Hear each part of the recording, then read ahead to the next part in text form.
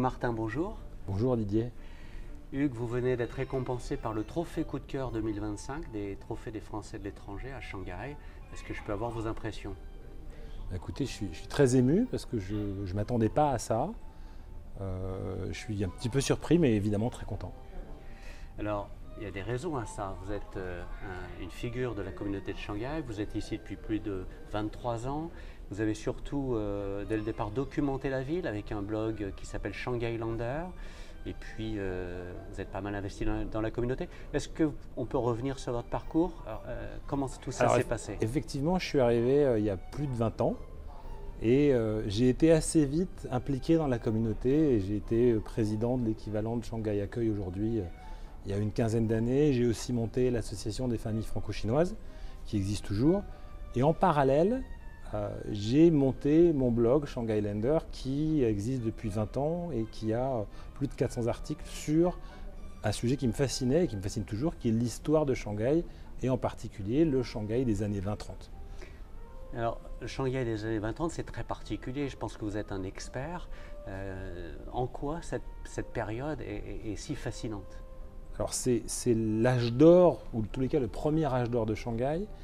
Alors c'est fascinant pour deux raisons. La première, c'est que quand je suis arrivé il y a 20 ans, personne n'en parlait. Ça avait disparu des mémoires, mais on retrouvait des morceaux, c'était un peu de l'archéologie vivante. On retrouvait des morceaux, on pouvait glaner chez un antiquaire des documents, des choses comme ça, qui faisaient rejaillir la ville. Et puis l'autre chose, c'est que c'est moins vrai aujourd'hui à Shanghai, mais il y a une dizaine d'années, Shanghai était en effervescence et il y avait un parallèle très clair entre le Shanghai des années 20-30 et les Shanghai des années 2010, en termes d'atmosphère, en termes de possibilités, en termes de joie de vivre.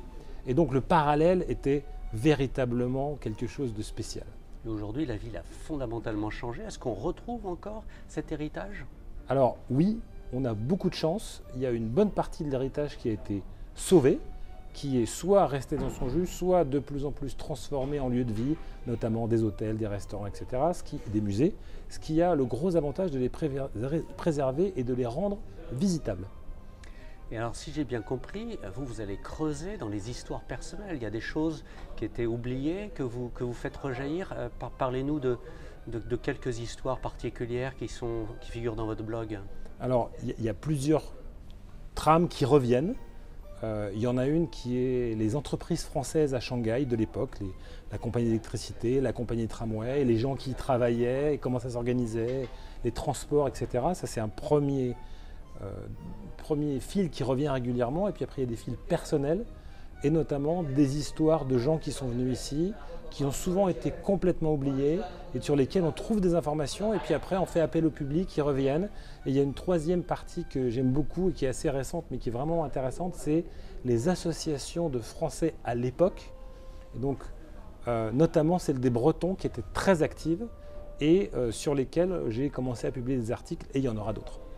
Effectivement, ça résonne complètement aujourd'hui. Les Bretons à Shanghai, on les connaît, ils sont dans la restauration, l'entrepreneuriat. C'était déjà le cas à l'époque? C'était déjà le cas à l'époque et on trouve des Bretons qui avaient monté des business, du F&B, qui étaient entrepreneurs, qui étaient traders, qui étaient marins, etc. C'est les plus documentés. Après, il y en a certainement d'autres, c'est encore en recherche. Alors en deux mots, pourquoi les Français qui ne connaissent pas encore la Chine et surtout qui ne connaissent pas Shanghai doivent s'y intéresser, doivent venir et éventuellement s'y installer? Alors Shanghai, c'est une ville absolument fascinante. Ça le reste encore aujourd'hui, même si un peu de l'atmosphère en ébullition a un peu disparu, mais ça reste très très intéressant. C'est une ville où il se passe beaucoup de choses et c'est surtout une ville où il y a des rencontres possibles. C'est-à-dire qu'on peut assez facilement rencontrer des gens qu'on ne rencontrerait pas si on était resté en France, au niveau social, au niveau secteur. Et cette ébullition constante permet des projets qui seraient impossibles en France. Par exemple, en France, je pense que je ne pourrais pas être représentant de ma région, la Bourgogne, blogueur et expert de l'histoire et dans la finance. Effectivement, c'est très excitant.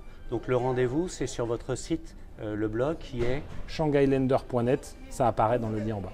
C'est bien noté. Félicitations encore. Merci. Très bonne continuation comme amoureux de Shanghai. Merci Didier.